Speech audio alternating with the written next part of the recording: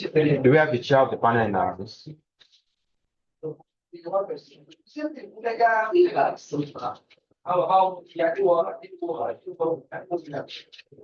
Oh, okay.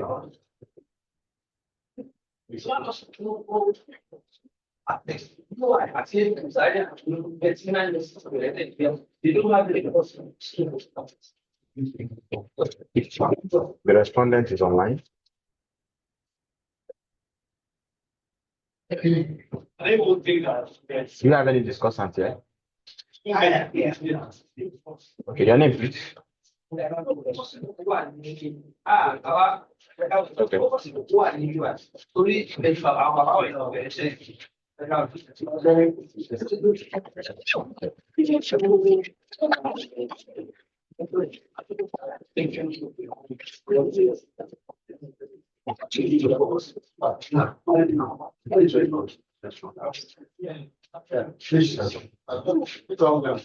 Yes, sir. Yeah.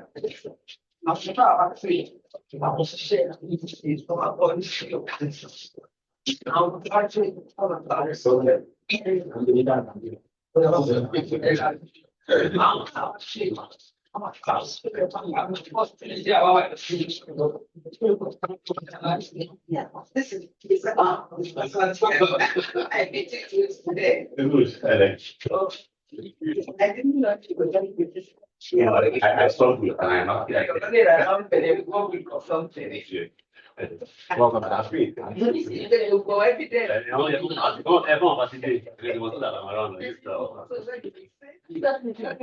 Why please? No, yeah, push. Listen, this Byron now, we're not back yet. Byron come back. Just that I can't search for them now. You're welcome, sir. Please, sir, what's the name, sir? Okay.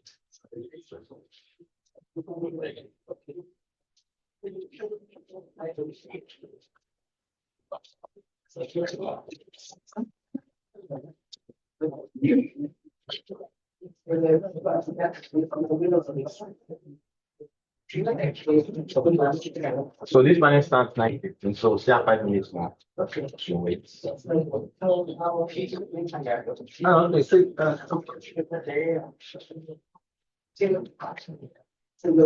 we are waiting for the chair, Abika Gomez. Story.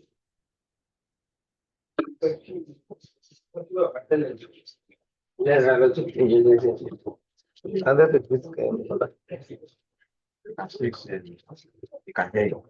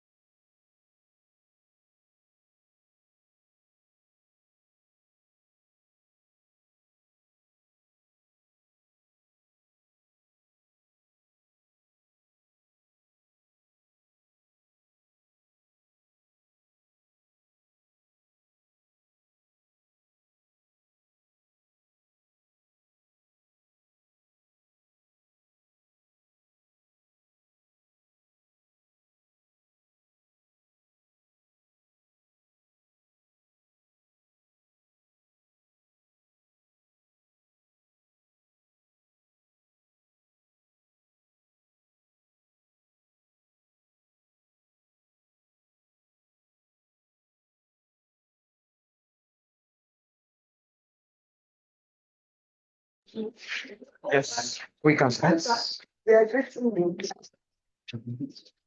I'm the only one allowed to talk. It's online.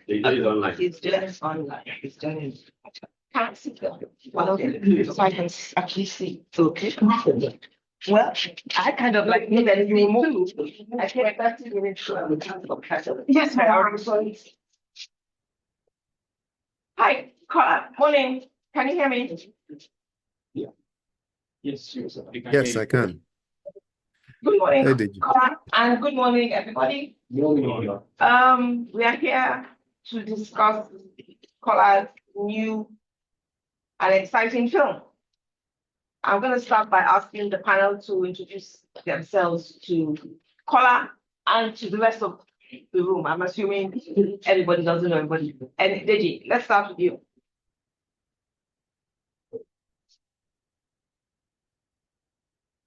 Deji, you're muted.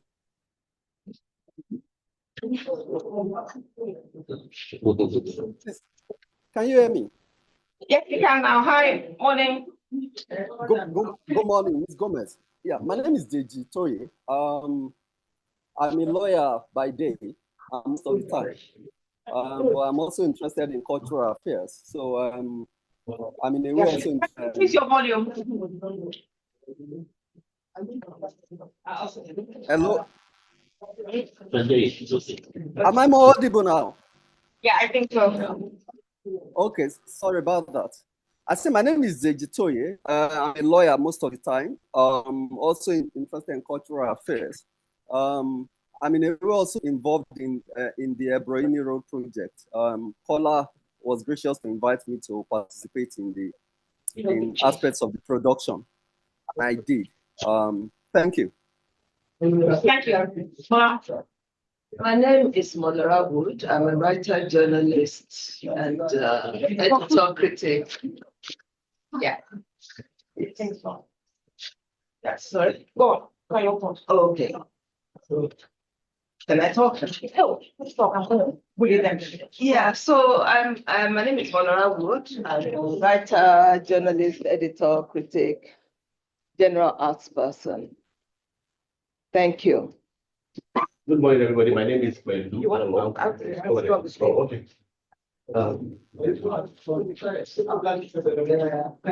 Yeah, my name is Pelu Awofeso. I'm a cultural art and travel writer, and I do a lot of traveling around Nigeria, and I report from the road. I actually had to travel down to get disciplined. Oh, a round of applause for you. When I'm done, I'll get back on the road. It's good to be on this panel. It's an honor, actually. Thank you, Kola, for the work you've done and for inviting me to be on the panel. I appreciate it. Okay, Kola, we're going to start by asking you to run the trailer of the film so that, because I feel everybody hasn't watched the film, and it's kind of odd to be talking about a film that nobody has seen. No, we'll move in a minute. Can you run the trailer for us? Okay, give me 1 second to share my screen. I hope you can hear. Okay, so while you are doing that, I'll be doing housekeeping. So I'm really sorry I'm late. I couldn't get a cab, but I think it's important that we all got the right. Okay. It's just completely. Can you see my screen? Yes. Okay. Yeah. Oh, God. It's an Soyinka drama. Okay, no, stand up so that you can bring this closer here. Okay.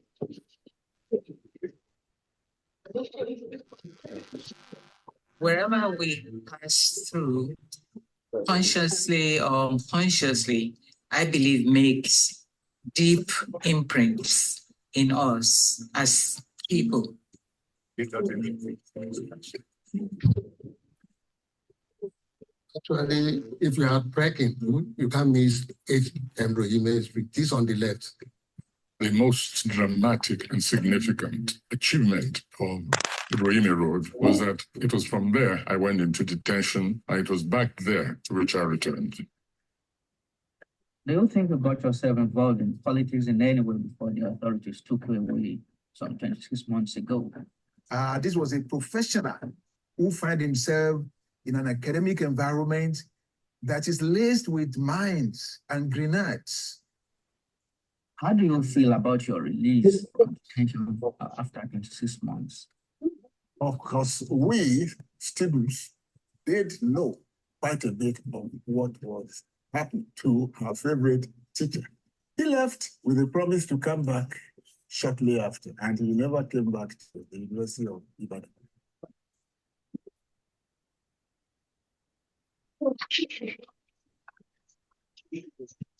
Thank you, There Paula. it is. So there's it. So what I'm going to ask you, what I think would be interesting for the audience, and I hope the panel will agree with me, is if we show a clip, because the panel has all watched the film, and we show a film, and I'll ask each of the panelists to comment on their feelings on the particular clip. So if you can go with clip one. Clip one, okay. There are more.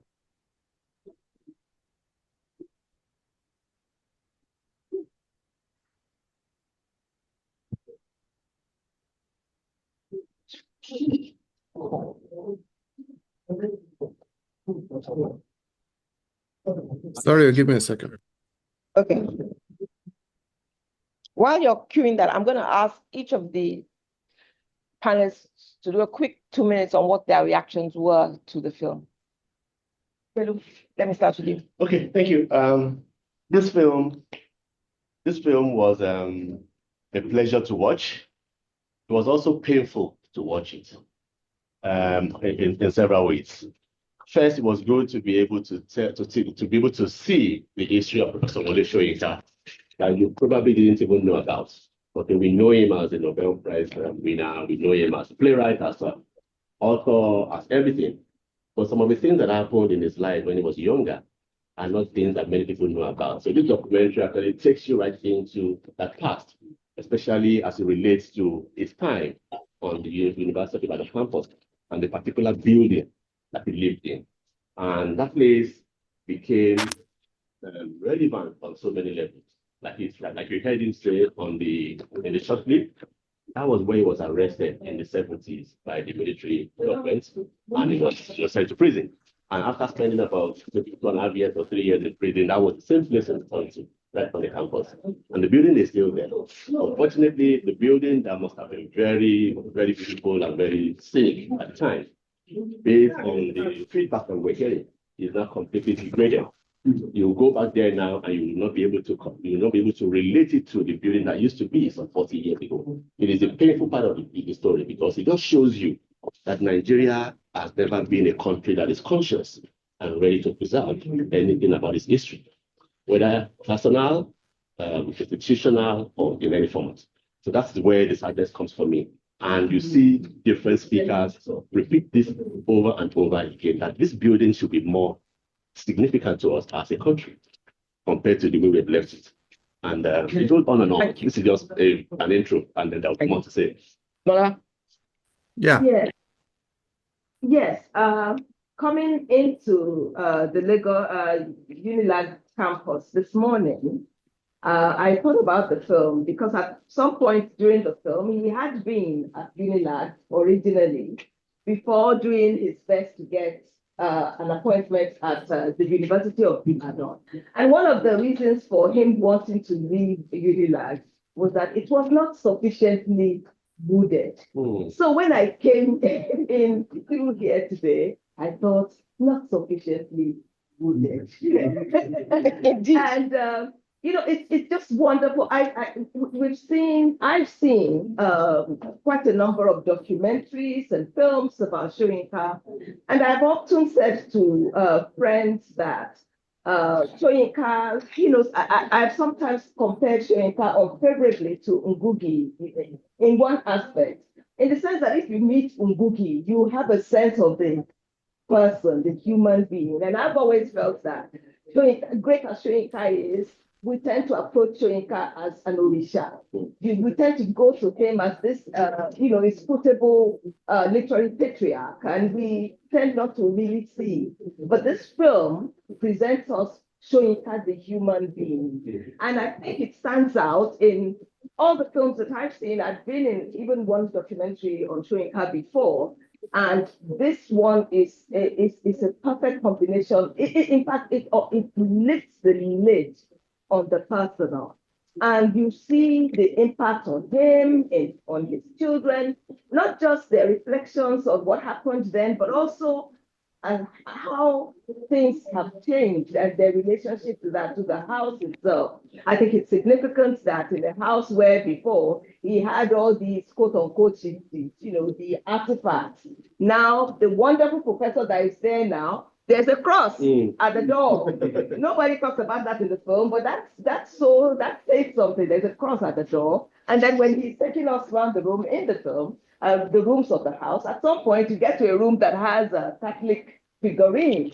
And the replacement of the African gods with the Christian iconography, it just tells its story on its own. But for me, the most significant thing, one of the most significant, and it's a profoundly moving film. I had to stop at some point because I just felt, overwhelming feeling. I had to stop and then start again. I had to pause. I was at the World Poetry Day event in March, which was in honor of Shoyinka. And the British poet Malika Booker was there. And her presentation had to do with, when we're reading the Bible, we always, we know about Noah. Noah did this, Noah did that. He had to take two of this, two of that. And then she says, but what about Noah's wife? That she always thought, what about Noah's wife? Well, what about Shoyinka's wife? The wife who was there when all of these seismic events were taking place. And I think one of the most important achievements of this film is the unveiling of Mrs. Olaide Shoyinka. And you see that she's a woman in her own right. You see that she had her own accomplishments. She had, very strong, etc., etc. There's a point in the film where she's asked a question and she says, oh, that would be for my own memoir. And I think, yes, I'm rounding up now. I think Mrs. Shoyinka, Mrs. Laide Shoyinka is one of the most powerful arguments for this profoundly moving work. Thank you. Thank you. Deji, your overview points, please. Yes, I think both Pelu, you're welcome. I saw you on the road. I didn't know that you were going to make it physically. I'm going to piggyback on what Pelu and Molara have said. When Kola spoke to me about this, when he was going to begin production, what jumped at me immediately was what I'd always worried about. As a matter of fact, I'd been involved in something that eventually didn't happen about the larger Shoyinka and Kuti family. It's about the family issue. I mean, as Molara said, we tend to see these people as Orisha. And Orisha are meant to not be human. Even though that's not even Yoruba, that's not Yoruba philosophy. They are meant to be this statue, this monument, inscrutable and unfeeling. We tend not to think about their family. We tend not to think about what all of these things that they went through, and they tend to be heroes. And you hear some of these things when you hear things like, how come Shehu and Femi are not fighting government? If their father had been alive, would have been fighting, How come Shoyinka at 90 is not leading a protest today? We tend not to think about the sacrifices that families made, that families, in fact, go through a lot, and in fact, the families tend to be raised. And some of Professor Shoyinka's children are accomplished in their own right, but nobody talks about them today. They are professors, successful lawyers, successful development people, and who've played very important roles even in public life, but nobody talks about them. And also about all those years when 22 months or 27 months, your father was somewhere that you're not sure. Today, we now know the story that he came out, he won a Nobel Prize and all of that. But that wasn't it. That was a 30-something-year-old man who was taken away from his family, in a nation at war that nobody knows what was going to happen. What was happening to the children, really?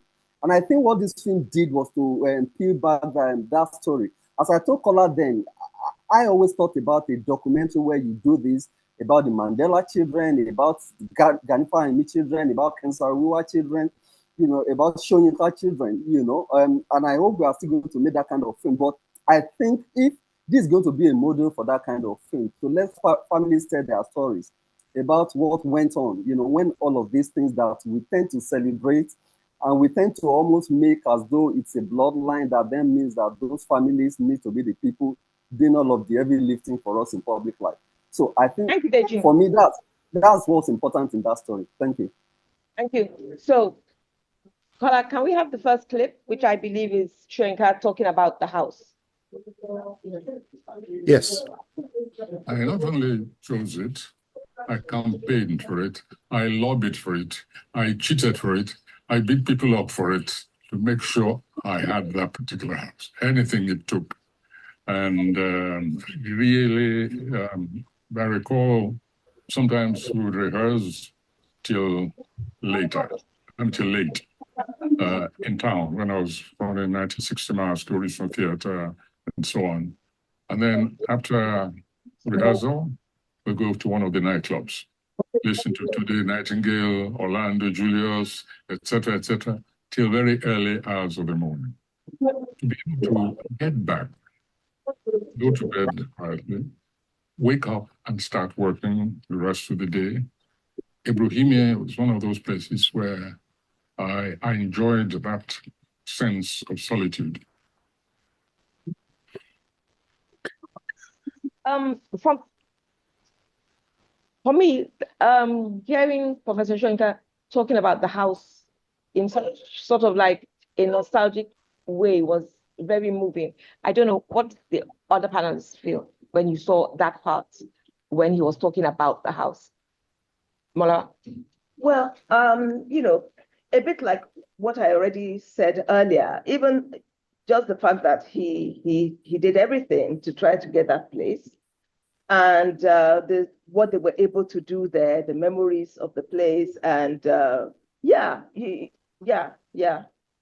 important. And also, I think to juxtapose that with what has happened to the house and the grounds, and the fact that it's been halved over time, etc., etc. Yeah, and it gives us also reflection about how we treat the natural environment in Nigeria. And then you have someone like this who's been able to be very creative, and the contribution of his love of nature to that work is something for us to think about.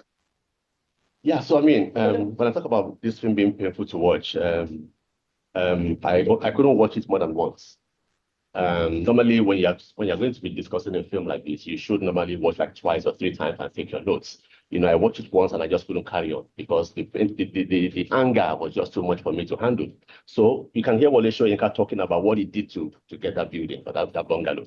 And then just recently, well, some years in the present, in a couple of years, you'll expect that a university environment should be the custodian and the guardian of all of the things that should be right in the country.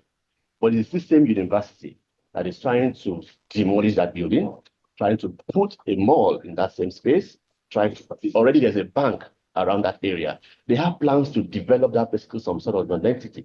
They just want to commercialize the space.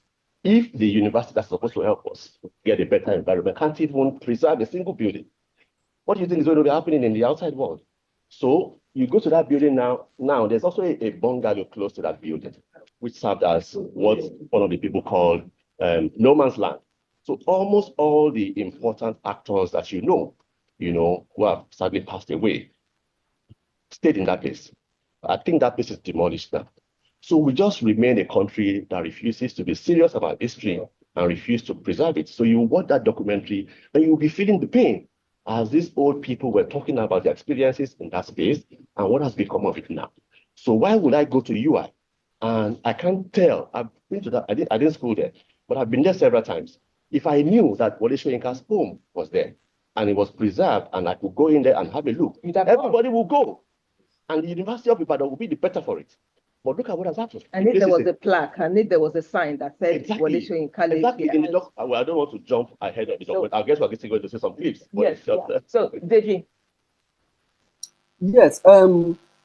What I'd like to say is when we, as part of the production and team, eventually went to meet Professor Soyinka in Abeokuta, in his home in Abeokuta. I think his home is fairly popular, so I don't need to describe it. But I and somebody, we were actually standing outside as we were waiting for him to come out because we were going to do the interview outside. I noticed something under the pillar of of the house.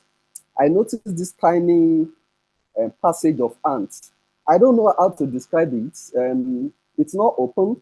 It's like a little bit of ant hill that they have built, a tiny that linked from the forest into the roof of the building, all the way to the wall and down somewhere. Now, I know somebody would have seen it. It's the kind of thing that somebody would see and just brush and then use broom or some other thing to just brush up. But what you found in that kind of house is it's almost like building into the environment and allowing the environment to thrive within the building. The ants could still, whose territory you have invaded, could still find their passage in and you are not disturbing them, and then you saw belts and all of that, and then all of that. So you understand what he meant but when he said Unilag. I'm ashamed to say I went to Unilag even a couple of decades after I left. When I go there now, I feel embarrassed by what I see. Every bank wants to have their own building in the University of Lagos.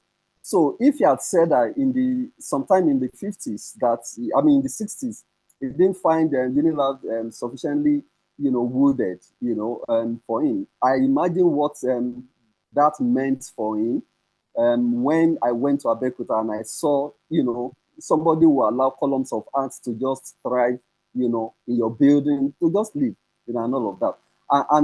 For me, that ecological aspect came out very well for me, especially when I also visited the building in Ibadan and I saw what had happened, because it's towards the gate. In fact, it's adjoining the gate. What the school did was to sell a portion of the land to a bank that then fenced it off, broke the wall, fenced it off so that they could face the Agbowo town, Deji, let's keep that for the next, for the third clip.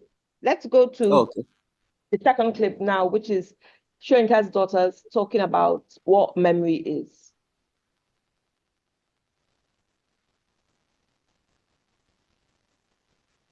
That's the house.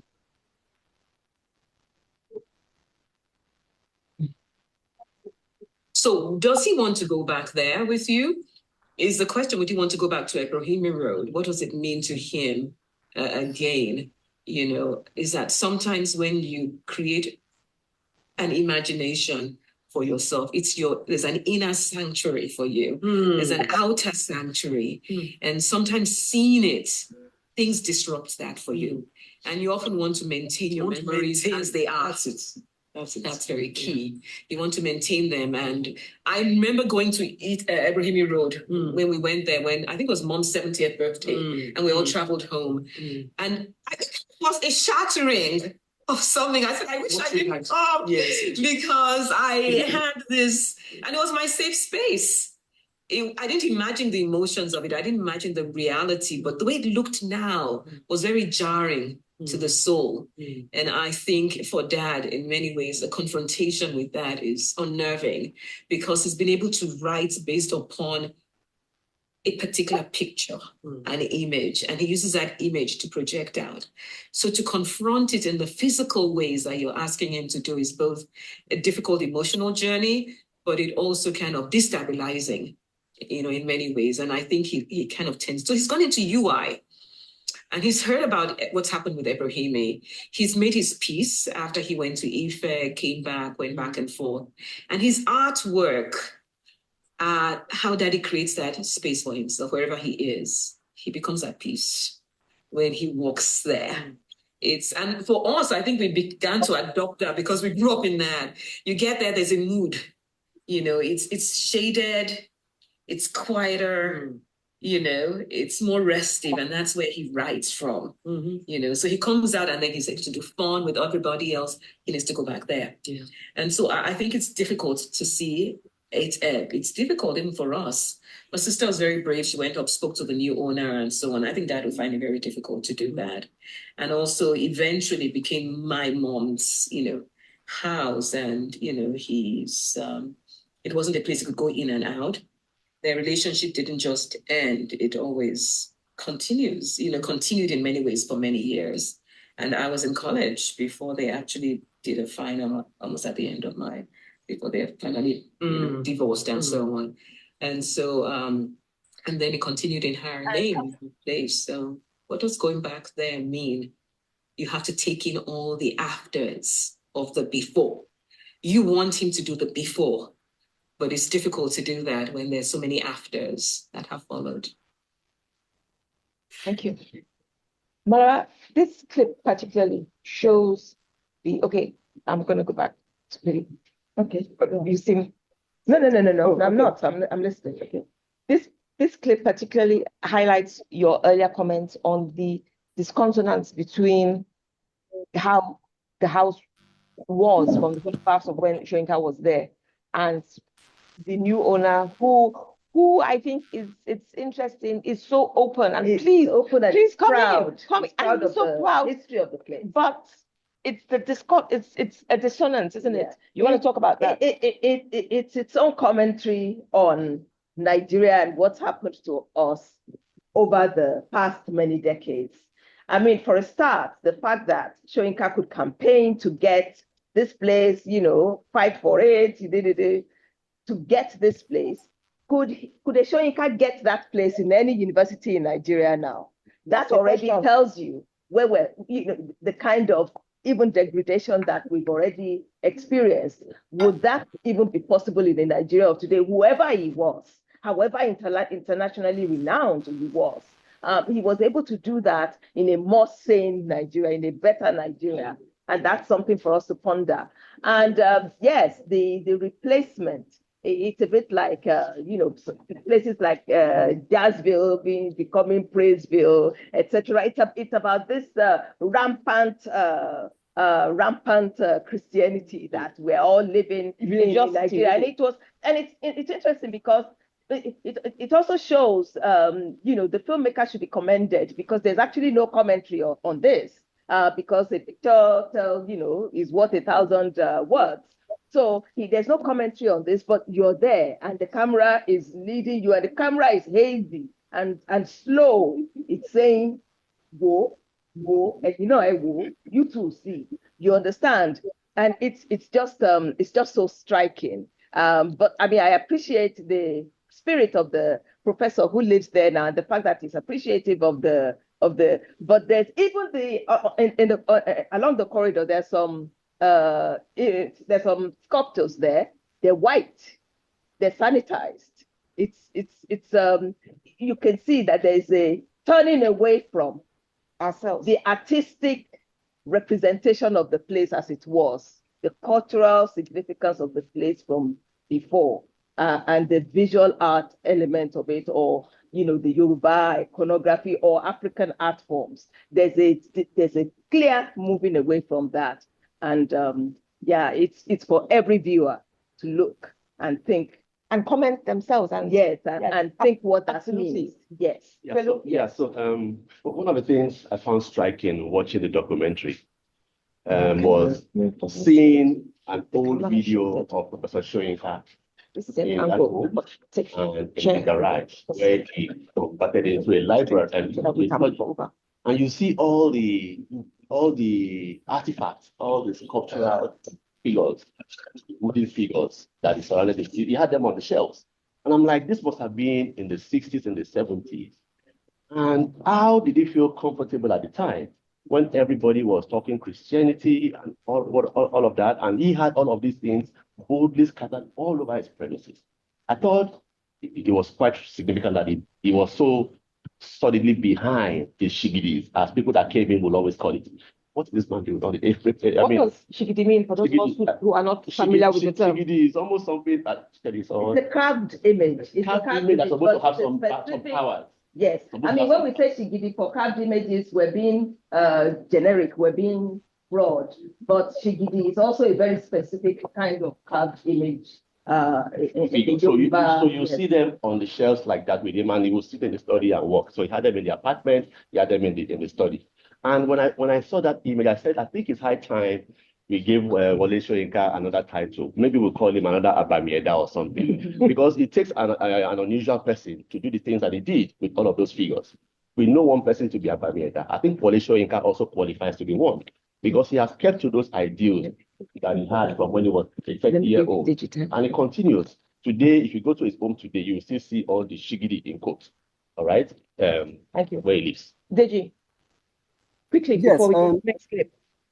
Yeah, quickly, and I just want to respond to what Pelu just said now. Actually, if you read a book like Ake, or you've ever seen other interviews by Soyinka, or you even watched this early 1960s documentary, Culture and Transition. One of the things, and also there's a particular good interview that Soyinka did with me. One of the things about Soyinka is that the idea of culture conflict, the idea of resolving modernity and tradition has actually never been a problem that he had. And he also believed that sometimes when we tend to infantilize Africans, that, oh, when Africans met modernity, oh, they were so confused. What are we going to do? Where are we going to put this? The Africans were actually very cool with modernity, and they knew where to put it. I mean, he did a very good analysis of the Mbari culture of the Igbo, and how the fact that it's a temporary art piece, and that they need to do it seasonally, meant that they could incorporate new experiences, into it. So I think when you think about that, you also saw the environment you grew up in Abeokuta, the modernizing generation, elite, but who also were very confident, in their Yorubaness, I think when you think about that, you then understand, what Pelu was pondering about. How Soyinka, didn't have a problem with actually putting all of those things together within a modern university campus like Ibadan of the time. And that's just what I want to say. You have a quick, okay. I just want to say that the use of Shigidi here is just a throwaway. Coming from a witty remark by Oshundare in the film, it doesn't mean that the artifacts are all of them Shigidi or anything like that. But I think a point that is, I differ from Pedro Professor in the sense that I don't think it's an Abamieda necessarily to have. I think what we need is a demystification and making. I think what Soyinka has tried to do all his life is to make these items everyday items and not necessarily something you're supposed to see. We don't want to defend the idea that somebody comes and says, hey, you understand? Oh, should I run away from this? Or let me throw holy water on this. No, it's normalizing these items, these carvings. And it's saying that it's not necessarily different from the bust of Athena when you go to the Vatican. Do you know what I mean? So, but what we have not talked about in that clip really is the idea of memory. And the way this film explores it, it's so novelistic, because this is a writer's preoccupation really with the idea of the past. We've all gone to our hometown and everything looks so miniature compared to when we were last there. But here it's also commenting on this idea that we writers are often preoccupied with, like, what remains of the past? Can we reclaim the past? And I love the fact that this crack on the stairway remains there. It reassures us that there's always something of what we lived through. Yes. For me, this clip was one of the most moving in the film. I felt the viewpoint of Soyinka's daughters being able to put themselves in their father's shoes as to how it might have been and what effect possibly going back might have had on him. And I think this is sort of the first time in the film where we see the children and they refer to him as daddy. And it really makes you feel, oh, wow, yes, actually, he's somebody's daddy. Yeah, it's not ours. Yes, exactly. Yeah. So, okay, let's go to the next clip. And I think the next clip talks about Pelu's commentary on what the university wants to use the premises for now. In fact, I can say about 4 or 5 years ago, they dug a kind of foundation at the backyard here. And they laid pegs and all that. They wanted to build a gigantic shopping mall behind this Wole Soyinka building with the intention to remove the building and link it up to the freeway, the main road, and then make it a good commercial center. I don't have to tell them that, well, it is not possible. Because could you just, the space... Stop the film there. For those who don't know UI, that's the main gate. And this is Ebrohimie Road. So what they're saying in the film is they would have broken down this part here and you wouldn't even have to go into the university. It would just be a shopping mall. Please continue. Thank you. The house was allocated to me officially with the building. And so I will resist it with anything if they try to build anything. Otherwise, what they should do is to, make this place a kind of national monument. Yeah.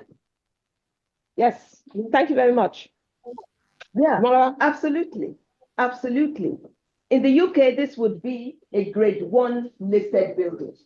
You would be passing and you see a plaque by British Heritage, National Heritage, I've forgotten exactly what they're called, that says so person lived here. It would be a place of pilgrimage. It would be a place that scholars would want to come, would have to come in order to write their works about African literature, African aesthetics, etc., etc. I was in Rome, we were on the Spanish steps, and later, back in Nigeria, I realized that the building next door is the famous building where John Keats lived before he died of tuberculosis. And I said to myself, can you believe it? We have to go back to Rome and we have to go to the John Keats house. And this is one of our most, when you are counting 2 or 3, this is up there of our most important literary icons in this country, world renowned. And his iconography, everything about him stands out. This place should be a national monument. And I'm hoping that this film will actually help this argument and sensitize people to the need to campaign for this place to be preserved and to be turned into a show. You can still go to where the English novelist, Shakespeare. The female one that is 200 Pride and Prejudice. Jane Austen. Yeah, you can still go to where these people lived. So I'm hoping that this film will awaken Nigerians and awaken policymakers and awaken culture people and scholars to the need to actually mount this campaign. Thank you. And for me as well, I think it even opens the conversation to a wider heritage preservation. We are careless about our built heritage in this country. And because we are careless about it, we don't understand that you can tell all the stories you want to tell, but sometimes you have to see the physicality of a building to believe it, because people were enslaved and came back from Brazil and they built these houses. If the houses don't exist anymore, who's going to believe? It becomes a story, it becomes a fairyland. Okay, so still speaking to that same clip, and I think it was quite ingenious, or I guess it was, I felt even more pain when, as we're looking at this building, we were seeing pictures of the house of Toni Morrison. Indeed. How it's been preserved. So you just see a sense of shame, wash over me, that Toni Morrison didn't live 400 years ago. He just passed away. Okay, so Wole Soyinka is still with us, but he no longer lives in that building. What stops us from doing the same thing? Make that place a place worth visiting. So imagine if that building was preserved and we could go in there and read the different aspects of Wole Soyinka's life. It turns that place into a totally different thing. And beyond just where Wole Soyinka lived, Ibadan, University of Ibadan is 60 years plus or something, I don't know, 6 centuries. There are so many other important Nigerians who schooled in that place, who lived in one building or the other, who lived in one room or the other. we should have historical markers, but some of the commentators have said something about historical markers. University of Ibadan itself should be an institution of historical markers because so many of our earliest people who influenced this country schooled in that institution. So maybe this campaign should begin from UI, and we begin to identify buildings in that school to say who stayed here, who stayed where. Give us a short, some sort of short, summary of this person's life, because in the documentary they mentioned some individuals who also lived nearby Wole Soyinka. Would it not be so nice to be able to read that so person lived here? This was who he was. These were the things he did when he was in the university. We need those things to be done, and I think it should begin from UI. And Pedro, we've had this conversation before when you went to see the marker at the QEG walls. The QEG walls. Yes. Yes, it was just there. And it was just there. It's the same thing. If we don't, because maybe you want to quickly tell the House about that quickly. Okay, so because I really believe this film is not just about UI. It's not just about Soyinka. I believe that it's a film that can trigger many conversations about many things that are indeed wider than the film. Okay, so quickly, the QEG war is a popular Yoruba war in the early 20th century, is it 19th century? I mean, I can't remember the year. Early 1900s. Okay, so they fought this war for 16 years. Yoruba people were just fighting themselves. I don't know whatever they're fighting for. Like a civil war. Like a civil war. And it's been recorded as the longest civil war, or, there's a description for it in a particular location. And so you get to this place where the final peace was agreed. And you can actually... Peace accord. Peace accord, yeah. So all of this happened in Mesile and Messi. And then there's another, there's a third town where they actually had the peace, whatever. So you see this marker. Now it took the European personnel at the time to call the warring factions together to say, come, I think it's high time we stop all of this. And so they called all of them to that place and they agreed on, we are not going to do all of this anymore. And so when you get there, you will see maybe like a 10-point marker that says this and this and this are the things that we agreed that we will not do anymore. And these were the kings that were present and who signed this accord. And just standing right there in that space and knowing that people fought and killed themselves in that space was, I think, it's one of the most transformational experiences I've had in Nigeria. And you will see the theater of war where they actually fought and shot themselves. The man that is known as Ogedengbe, one of the warlords, you see his throne. He had a throne that is made of rock. Is there still preserved? But you will never find any marker in that part, but you find a single marker showing where they agreed on the peace. So these are the things that... It's abandoned. It's abandoned. And it's abandoned. So what they do is that every year they go there, the people of the town, Messi and Messi, they go there to do some sort of, almost like a ritual to celebrate their own indigenous local festival. But they remember that they also recognize that place is an important piece of their history. So, but nationally, nobody cares about it. Yeah. The National Commission for Museums and Monuments, which should actually be invested in that kind of a facility, of a space, has no clue what is going on. And it's a shame, actually, this country. The NCMM disappointed, seriously. Deji. Yes, I think I'd like to take us back to, I agree completely with what Badu has said, and also the larger context that Ms. Gomez was trying to point to. But I'd also like to talk about what Polu has said. University of Ibadan in particular, I doubt that there is a single institution in this country.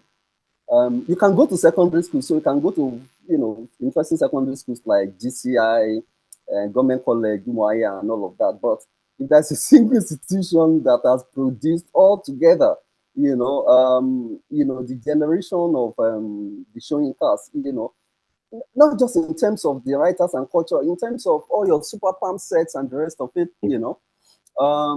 it's Ibadan. And the idea that Ibadan has never thought about this before now. So I'm hoping that when this thing does get shown on the campus, as I hope it would at some point, that it would trigger something in people to know that on that street alone, you have, major people like Professor Yawoye, who basically was, established the geology department, not just in Nigeria, all across Africa. You have Mabogunje, geography, you have the gentleman from Benin, and then you have Soyinka and the rest of it. And that's just one single street. Professor Emovon. And that's just one single road or street on the campus. So I imagine that if you go across other campuses, you're going to find where the Oshutokus, where the Adeloyes, where all of these people, were in. And these are very major people in their fields and in public life in this country. So I think Ibadan is losing out on something or not being able to actually create this markers and actually also create something around it. I should be able to go online and be able to see a map of all of these places and decide that when next I'm going to Ibadan, I want to go and see a couple of places. If I'm interested in science or medicine, I want to see where the medical gurus live. If I'm interested in geography and geology, earth sciences, I want to see where the gurus live. Ibadan should not miss out on that opportunity, and I hope this film will provide the trigger that they need to begin to consider those kind of things. Thank you. Let's go to the fourth clip, which is about avaricious people and Shoyinka's art. Yeah, there are lots of, some when at Molete, not as many as when I came back to Ife and in his office, lots of them in his house, used to admire them as such. And then there are two pieces I really was looking for, in his office. And it must have been one of the days he went away, could go for days. We didn't know where he went, whether he was hunting or escaping the political, I just went in the office and stole two of them. And 2 or 3 years later, before he left, he came to my house one day and if that's a nice piece, they get it. I said, oh yeah, I got it from one of his traders. So it's a nice piece. Yeah, I like that clip because I felt pretty sure that Shoyinka knew full well that his piece had been lifted by his friend. And I felt that it showed a generosity of spirits. And perhaps, okay, at least you didn't take it and, burn it. Yeah. And are taking it because you're appreciating it. And Deji, let's start with you. What was your reaction to that? Obviously, how do you go to your friend's house when he's out and just and help yourself to his belongings? What does that tell you? Well, I need to confess, who hasn't done that? I've done that with books, No, I'm innocent. I don't know about the rest of you. Yeah, exactly. I've done that with, that's one of those human moments. And again, as I said before, what was very important to me is, at the human moments in this, that's one of those human moments where you need that, well, these people were young, also rascally, and the rest of it, I've stumbled on the library in the home of my friends, their dad studied English in university, but all of them were doing engineering. So none of them bothered. I just stumbled into that room and I saw major books. Now, I didn't see them. I borrowed them, but I just never returned them. And some of them are still in my library today, So those things happen. That's just what I'd like to say. I think it's Femi Eva here, right? Uber. I think for me it's just a witty aside in this film, and he's not really a thief, because if he were, he would not be telling the whole world on camera that this is what I did. But he's also giving he's giving an insight. Is it an insight? He's saying something about also the desirability of these things. Absolutely. That not everyone wants to burn them, and there's a thing about, okay, Shoyinka, I agree with you, probably realize that, oh, these are mine, but also you have 2 items that have been taken by somebody that you probably would have willingly given them to. And you know that person is going to love these things as much as you do. So that's what I take from that. But I just chuckled when I saw that. It's hilarious. Yeah, I don't have anything else to say to that. They have said it. Yeah. Yes. Okay. Let's go on to the. Sorry. If I can quickly say something. Hello? Yes. If I can quickly say something to that. Actually, I don't know if it made the cut into this documentary. I can't remember now. Soyinka said the kind of problem he had at that time when he found out that expatriates, their own expatriate colleagues, were going into shrines in town and all of that and just buying out all these things. In fact, sometimes stealing them. And also, Mrs. Soyinka also spoke about the trouble that the family had with one of such expatriates who actually came to steal from their own collection. And, they just had to resolve it amicably. So I imagine that because Soyinka thought that these are things that Nigerians themselves should be keeping. So if there's somebody a Nigerian who's interested in keeping it, I'd rather that than that, some British person would take it and take it to the UK. I just want to point that out. And if I may, I wanted to ask. Okay. Yes. I wanted to add that, well, there's a cut of this clip that didn't make it, which was when he was saying, and this struck me as well, that because Soyinka, many people just brought these things to him. And this happened in Ife, by the way, that he was talking about, not even in Ibadan. And that people would just bring these carvings from everywhere. And Soyinka, just leave it there. He'll give them money and they will take it. So it was all over his office, all around his place. So he was trying to say that Soyinka himself couldn't even know how many he had. There were so many of them. So he felt, well, I can just take this. And if he remembers it, I'll give it back. And there was also something he told me later in the interview that himself, when he was now living in Ife or New Orleans, I can't remember, he himself gave some of these carvings to Professor Folabo to keep for him. And the next time he met her, she said she didn't remember collecting them from him as well. So the story went full cycle. I couldn't fit that all in. Okay, thank you. I wanted to, if I may. I like this thing Kola just said about people bringing these items to Soyinka, maybe because they knew that he would protect them. I've had people give me, books at times and say, even long before I became known as a writer, where they would say, I know that this book will live and survive with you, just keep this book. But the Femi Ayuba clip can be contrasted with when Olaokun Soyinka talks about many items having been stolen, because that gives me a sense that actually a lot of people also stole these items with ill intent. Indeed. Yes, indeed. So the the feeling was not always heartwarming. At the end of the documentary, there's a footnote that says that a good chunk of Professor Soyinka's works are now at the Randall Center. That is not open yet, but when it opens, it means that you can, whenever you see some of the sculptures, just think that some of them might be maybe the ones for Soyinka. They're on loan. On loan. Yes, and which is what we should be also thinking about in our environment, about the posterity. Yeah. Will some things be bequeathed to certain institutions that are worthy, etc., for their preservation and to give the public access to interact, to view, and to interact with these works. And I also think that some of his collections are at the Freedom Park.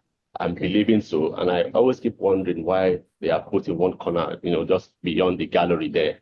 I think those things should be part of the Freedom Park experience. If they are there, they don't lock them up, like they are in a prison or something. I think part of the problem that we have in Nigeria is that there's no concerted art policy. If you had art policy, proper art endowment, etc., it would be a holistic framework by which we can do a lot of these things. Yes. Preservation of buildings, preservation of this, that, how to bequeath, how to deal with legacy, artistic legacies, even when the people are gone. Indeed. Thank you. Kola, next clip, which I believe is talking about Soyinka's return. And this is Professor Oshundare talking about who was a student in UI at the time. Oh, we can't hear. Can you start from the beginning? Sorry, I'll take this back. And I still remember the first time I saw him after his release, it was in room 32, Faculty of Arts. The place was jam-packed. Oh, yes. He was a student's, he was the student's hero. So he came in and there was an introduction, and then he spoke for only a few minutes. I think on the fundamental human rights of human beings. And it took. That was the only time I ever saw Soyinka do that. I mean, it became too heavy for him. He didn't finish the speech, you know, and he was led out of room 32 with all of us clapping for him.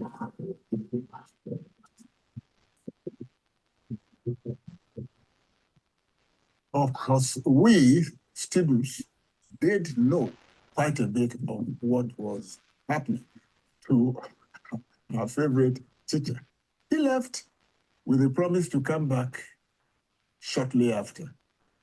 But it turned out to be a very long leave indeed, and he never came back to the University of Ibadan. That, for me, was one of the more poignant parts of the film. It was very moving on two levels. One, obviously what Professor Oshunari is saying about Soyinka's return, but also the fact that the filming of Room 32, which I assume is recent, it doesn't look as though it's changed since 1960, which is also a problem. Because that's, yes, we need to reserve some things, but also for the student learning experience, it cannot look the same way in 2023 when you filmed it as it was in 1968, 69. And I thought that was quite sad. Pelu, let's start with you this time. Again, Wole Soyinka's life has been one of living and returning. And I think it's a lot of turbulence for someone to handle. And this man has been able to cope with that lifestyle. You know, he's 90 now, he still goes and comes. And I remember, I think it was in 2003 or 2004, there was also this sort of ceremony to welcome him in Ife. You know, I was working as a journalist somewhere there, and we got to know that information that he was returning. And then he was to be welcomed by Jimmy Solanke, who sadly is no longer with us. Yeah. And it's also very triggering to listen to his Ojoje, you know, as a soundtrack, you know, to this. That's one of my favorite, very sentimental song. And so Wole Soyinka was coming from Lagos, and we had already arrived in Ile-Ife. We're spending time with Jimmy Solanke. And there was this, you know, everybody was just like, we are waiting for this. I don't know what the welcome was about. Maybe he was coming back for his birthday at the time or something, but I can't remember. But I mean, there was just that celebration to welcome him. So he was always leaving and returning. And it's just a remarkable thing that is live this life. No one has lived the kind of life Wole Soyinka has lived, and we really need to cherish it while it's with us and for as long as we can. And I have a picture of that, that meeting with him somewhere. I tried to look for it, but I couldn't get it. But I know it's in my collection. Mara? Yeah, I think for the average viewer of the film, who wasn't in at UI in the 60s, we don't know any better.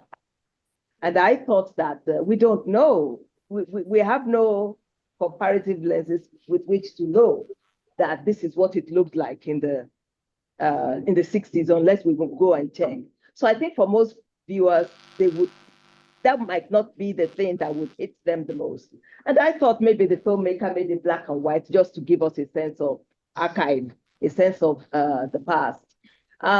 In talking about Soyinka's, the circumstances that led to Soyinka leaving UI, we always see it in writing, just one sentence saying, oh, he left UI and went to Ife. This film, I think, for me, for the first time, I think, sketches out exactly, you know, blow by blow, what happened, why it happened, and the interplay of the people interviewed, Remiraji, Osundare, his daughters, you know, they just kind of they help us to build this picture. And we are left to know that, sorry? Izebaye is there, yes, Professor Dan Izebaye, yes. And so the way they really intersect and complement what this person is silent on, someone else touches on. And in fact, and they also bring their own gravity and integrity to the telling. And so after this film, I think everyone who sees it will know exactly how and why it happened, including whether the fact that you comb your hair or you don't comb your hair, you can get people to can get you hated on the university campus. Yeah, indeed. Deji. No, I don't think I have anything to say other than what has been said. No, thank you. Yeah. Yes. Okay. So let's go to the last clip, and after that we'll do Q&A. Yes. No, I'm keeping it. We didn't even know what had happened initially, and we're so used to traveling. But at least we'll come back. Sorry, just stop it there. So this is Shoyinka's son, Ola, talking about the father's incarceration. Can you start it again? Thank you. We didn't even know what had happened initially, and we're so used to him traveling, go, but at least he will come back before he disappeared off again. He will come back. At this time, where's daddy? He's not back. Where's daddy? He's not back. And, you know, initially we weren't told what had happened. Possibly we were told, but we didn't understand. But I just kept expecting him to show up.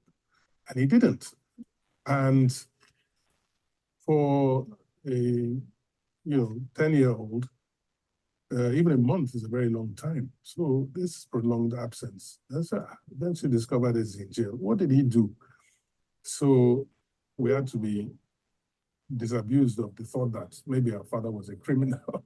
So once we understood that this was political and it was to do with the war, then it made sense. But it was very frustrating. And of course, the whole time there was always this expectation that he would be released. Thank you. We've touched on it earlier, but again, for me, seeing Shoyinka's detention from the eyes of a child, and the fact that as a child, it's bad people who go to jail. It's criminals who go to jail. It's the unspoken trauma in fact, a lot of the interviews with Shoyinka's children that actually comes through in the film. And I want to commend the filmmaker in being able to allow them the space to feel comfortable enough to express that trauma. Because it's not easy to express it and relive it and go through it again. And I mean, I've met Ola several times, and he's quite a phlegmatic kind of chap. So for him to be speaking really quite emotionally almost for him about his father's incarceration tells you the kind, it puts a human face to what obviously was a very worrying and frightening time for the family. Let's start with Deji this time. Okay, I'll be brief on this. And I don't think this made the cut. When Ola was speaking there, I mean, he tried to make it generic with children. He actually had a specific episode that Mrs. Shoyinka said, that he came back from school one day crying. I said, what happened to daddy? Where's daddy? And all that. Obviously, he's been bullied in school. Obviously, some of his classmates whose parents will have told them, oh, that, because again, one of the things that this film did, and some of the newspaper cuts that were being shown there showed it. Shoyinka wasn't popular. It wasn't popular. He wasn't popular on campus. He wasn't popular in Nigeria. He was meant to be this traitor who was collaborating with these, these rebels and all of that.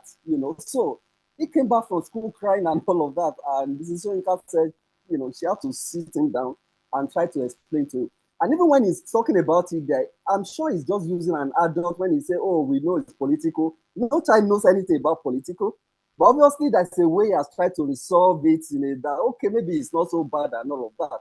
But I'm sure it would not have been easy for him as a child growing up, and all of that.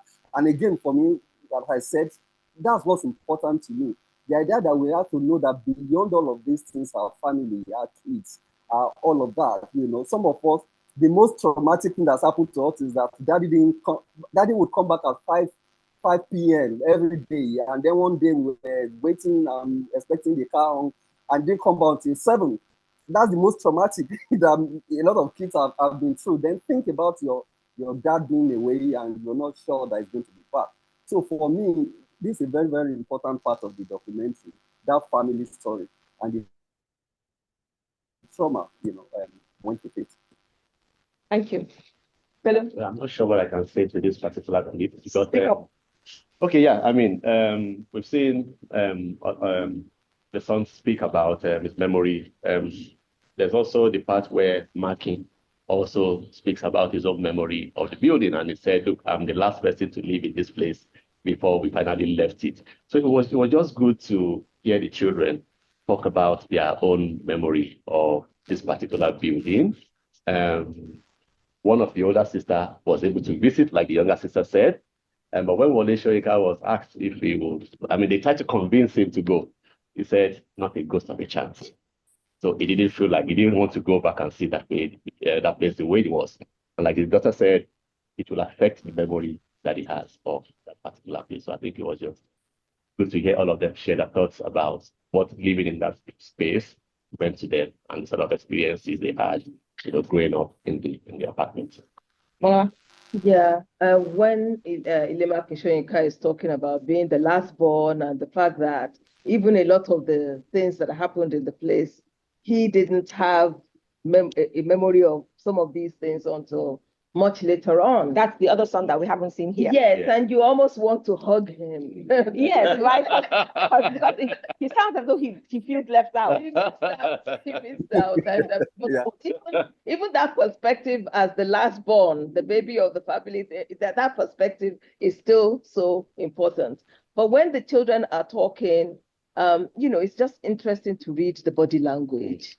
And just to have Ola Soyinka sitting on the stairs, and is in his 60s now. The iconic photograph. Yes, and to just with his gentle, weathered charm, talking about the past. It's so, it's just so touching. And I think you can see a lot behind the smile of Ebrohimie. I think that's how they say the name, Soyinka, and she contextualizes a lot for us. As the scholar that she is, she's so wonderful.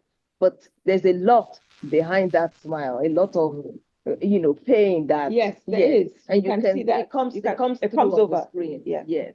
Okay. Yes. Thank you very much. Yeah. So, about him not being popular. Sorry, if I can.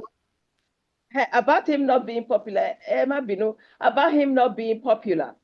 This film tells us that he was the first or among the first to actually describe what was happening between Nigeria and the eastern part of Nigeria as a war, as a war, and not police action. Sure. And it got me thinking about even world events that we're living through today. And I wrote this down when Soyinka said, I don't consider, which he said on the steps, by the way, in 1969, I don't consider war politics. I believe war is a human problem, and I am a human being. And I'm going to hold that close to my heart. Yes. Okay. Deji, you're going to say something?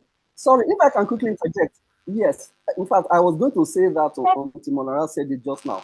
When you listen to all of the children, you feel that the person who has managed to intellectualize it, and intellectualizing it is not like solving your own internal personal trauma. It is that because if you look at the body of work and the academic field of study that Ebrohimie engages in, it's actually dealt a lot in memory. It's an international studies scholar, so in terms of all of these wars and crises and all of that. And I don't think he made the cut. And when they were having the interview, I think the lawyer, Morimi, actually said something that, look, you are the only person who's spoken to dad about this, meaning that the kids are actually not be able to even sit down with their dad to actually talk about those issues. But from an intellectual point of view, I think Ebrohimie had that courage to at least be able to, and that's why she was able to intellectualize it a lot, So you see all of those different things in it, and I think that's very important to see those who are talking deeply from deep personal experience. Those who are holding back, when you see the film, you see, somebody really holding back that, Kidra not really speak about, and then you see different people speaking. So these are things that families are going through rarely, when we talk about these public figures who live their life in the public space, and we tend not to see, the family background. It's all of those issues. Thank you. Thank you. So I'll take 3 questions. One. Okay, only one. Are there questions online? So 1, 2. So we'll take 2 here, and then I'll ask for the online to be read out. Okay. Okay. Make sure he can hear you. Yeah. I want to. Can you hear him? Can you hear me? Okay. I don't have question. I have 2-point comments. But let me begin by thanking the panelists for speaking to the film, in particular the writer and producer. Ola, thank you very much. This is an invaluable labor you have put forth here. The comment I want to make, I went to OAU, and the first time I went to the University of Ibadan, I had no idea that Shoyinka lived in a particular place. As a matter of fact, my first sight of the university, I didn't like it. However, however, that would change. And it was when I got to know Shoyinka's house, where he lived, somewhere, just after the gate. And I went there with enthusiasm to see that somebody I had read so well, lived. And nothing about that place, communicated to me that I was before the Shoyinka, former dwelling place. So this film, really, it's something that I think, it feels some void, but nothing would take the place, of having that place, as it's been said in the film, as a, some sites where you can take people. I teach African literature, and in my school we have film school. I mean, I work in Canada, and I, can't bring people, the students, to Nigeria. I mean, one of the places you want to go to would be Shoyinka's former, So I maybe, as it's been said here, probably this film will inspire some reorientation, in that direction. And the final point I want to make is, I am so pleased with this panel, and there's a reason. I was in Kentucky last month for the ALA, and this film was screened. And all that transpired there was just a screening. There was no any discussion. And when I saw in the program that this was going to be, some discussion on the film, I decided to be here, and it's been, it's a good experience. So thank you very much. Thank you. Thank you. Yeah. Thank you very much. Great. Yes. So 2, 3. we're doing something right now. Absolutely. Okay, hold on. There's a gentleman here. Yes. Please. You may have to come forward. I'm not sure if the mic can reach. I can take it. Oh, indeed. Thank you. Hello, I'm Glenn Adams. I'm at the University of Kansas African Studies Center. And please forgive my ignorance about some of the context, but I'm interested in what is the political, if there is a political motivation for the neglect, in your opinion, and if this comes out further in the documentary, the neglect of the motivation for memory, if it's a deliberate kind of forgetting or if it's a merely coincidental kind of forgetting. Can I answer or should we wait? No. We'll do 3. So just take your notes. So that's the first question. The first was a comment. Yes, I actually want to ask questions concerning that figures. Can you hear him? Yes, they can hear me. Can you hear him? Okay, so sorry. No problem. So I can hear now. I really want to ask a question concerning the figures Professor Shoyinka is keeping. There's this a kind of debate in Yoruba context of artwork, which is Shigidi and Dere. And the one is keeping, which how can we categorize them? Are they under Shigidi or are they under Ere? And what are the differential features of these two forms of art? So while you're there, can you please read out the online questions, since you have access to them?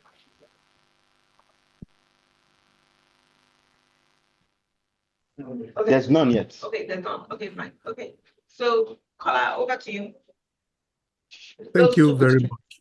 Okay, I want to thank everyone for participating. I've really enjoyed it. It's the first time I'm actually, having a conversation or hearing people talk about their own experience of the film. And it's, an emotional journey that's taken over a year. Way more than that. I mean, if I think about how much I've been involved with the story and the concept in itself, but to make. So this is, very, very interesting conversation. I also want to thank Deji for his participation. He conducted more than half of the interviews, and our conversations were always remote. I was meant to come to Nigeria to do many of interviews, but for some reason I couldn't make it, and I had to find him to do. So he delivered very well. I also want to thank Malara Wood as well, who was also a sounding board on many of these ideas. And these conversations have helped, build the way we approach the film as well. So thank you. The response, the first question about, is there a political motivation for forgetting? So people who see the film would come to this realization, I hope, that there are a number of complex reasons behind what's happening. Of course, there's a big one, which is just our attitude generally to things like this, Nigerian factor. But Shoinka in Ibadan is a very complex story. And one of the reasons I wanted to do the film was because of my own experience in UI as a student. I was a student of UI. And there was this board in the Faculty of Arts that had the honors list, so to speak, of people who had gone to the Faculty of Arts, and there was always Chino Achebe at the top, and that was it. That was the only one. There were other people who had passed through you, and Shoinka was not there. And I've always wondered, because Achebe is a writer, Shoinka is a writer, both of them were famous, both of them had gone through UI. Why was Shoinka so, blatantly omitted? And when I finally realized that the building was in UI, I also brought back the question as to why didn't I know when I was in UI that there was such a place where Shoinka lived? So in trying to understand why he left UI, I think brought me finally to the realization that maybe there is an attitude that has remained, because many of the people who were involved in his leaving are still in position of authority in the school, may have contributed into how he's remembered in the UI, and may have also contributed, of course, to his own attitude about UI and coming back there.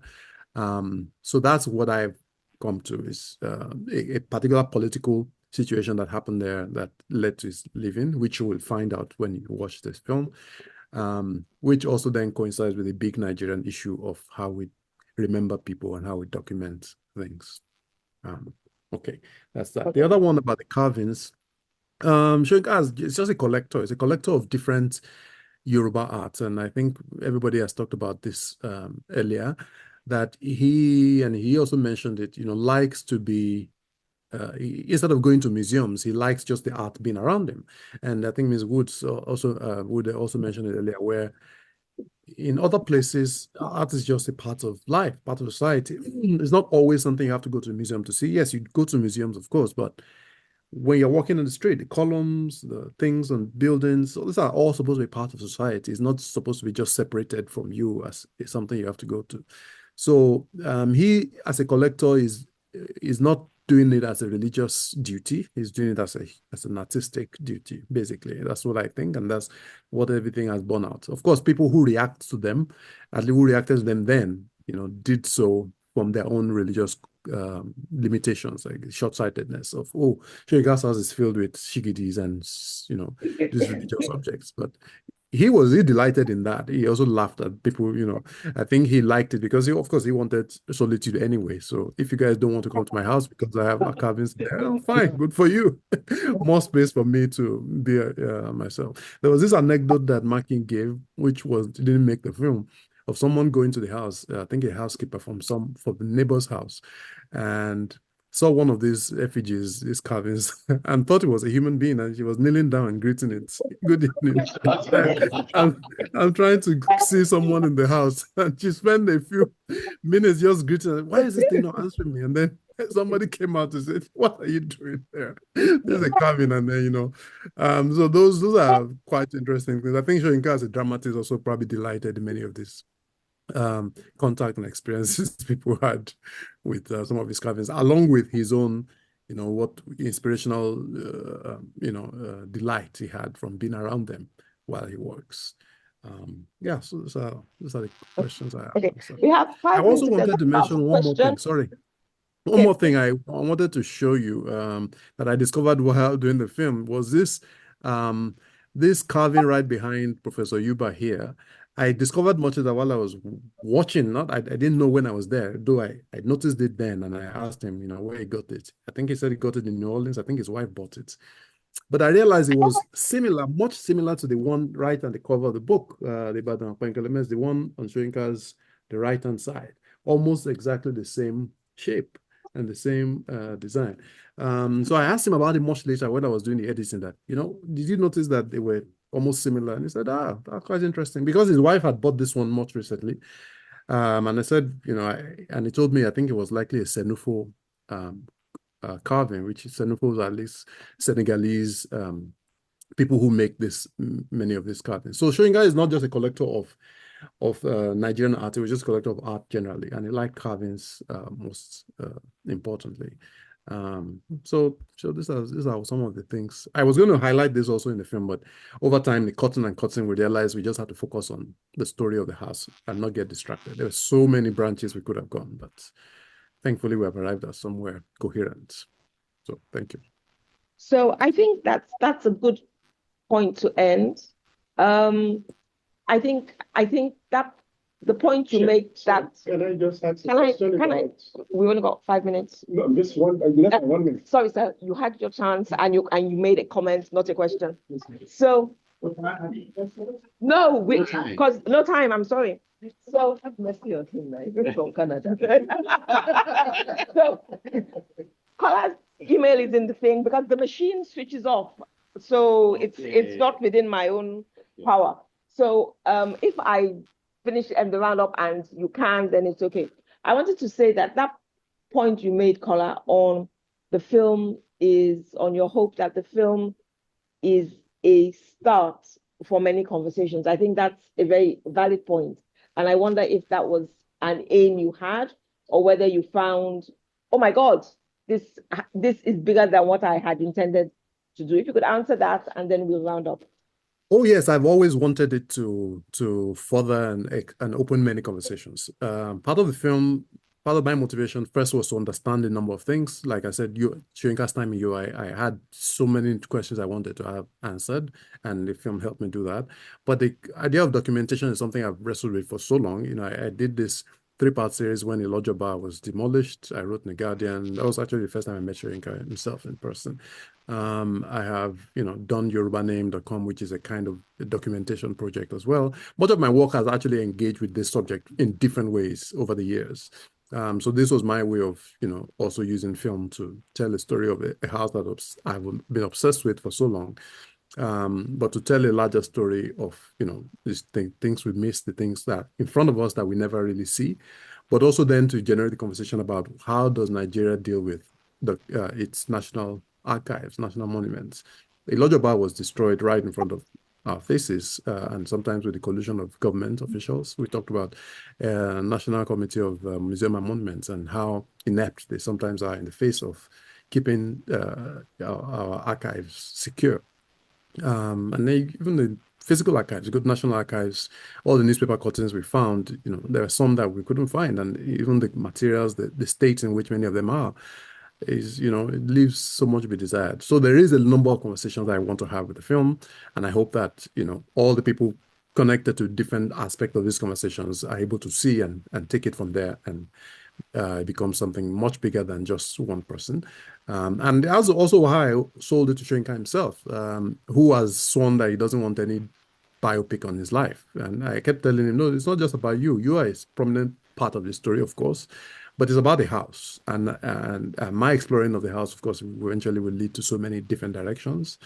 And he at the beginning, perhaps the way he responds to most people who come to him asking for his time was a little suspicious of what are you going with this, Ebrohimie, what are you looking for? And many times, especially when Deji was asking him questions where he would shut down a particular direction and say, no, we're not going there. Let's focus on this direction. So I was happy to be able to at least get the story of the house itself, but in the end, also make it a point of contact for a number of other big picture items that matter in the large scheme of things. Okay, Thank so you. 30 seconds. 30 seconds. 30 seconds. You're done? Mr.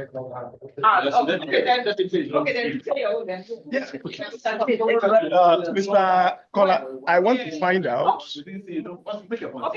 is there anything still coming after this? Because in Atlanta, when I was in ALA last month, it was said that there is still something in the offing, as a follow-up to this. I'd like you to speak to that, please. And then let's take part. Well, this is the movie. This is the film. The cuts most people have seen is like. Hold on, please. Okay. I want to say something about the carvings. I was a beneficiary of the Wale Soyinka Foundation writing residency 7 years ago, and what happened to that person thinking the carvings were human beings happened to me. So I decided to stay in my room, but it later became a muse for a poem. Thank you. Okay. So, okay, Kola, over Yes. to you. Quickly, we have 1 minute. We have 1 minute. Yeah. So the film most people have 1 seen minute is to about answer. 1 hour 30 minutes, about 93 minutes. The one that we'll see in Nigeria in this July will maybe be around the same time or sometime a little longer, and a few changes, a few things added and fine-tuned. So this is a film. Maybe if it eventually gets picked up in a larger platform, we might put the whole 2 hours to add a lot more context that are not in this short version. But if you're asking me whether I want to make more films in the future, of course, if there's money, if somebody wants to fund it, I'll be excited. But I love the idea of being able to tell stories that are either not always told or tell a story in a different way and do things just differently than as currently being done. I'd like to thank you. I'd like to thank the audience. I'd like to thank everybody who's involved in this film. You've been great. Thank you so much. Thank you, Ms. Gomez. You did a good job. Super.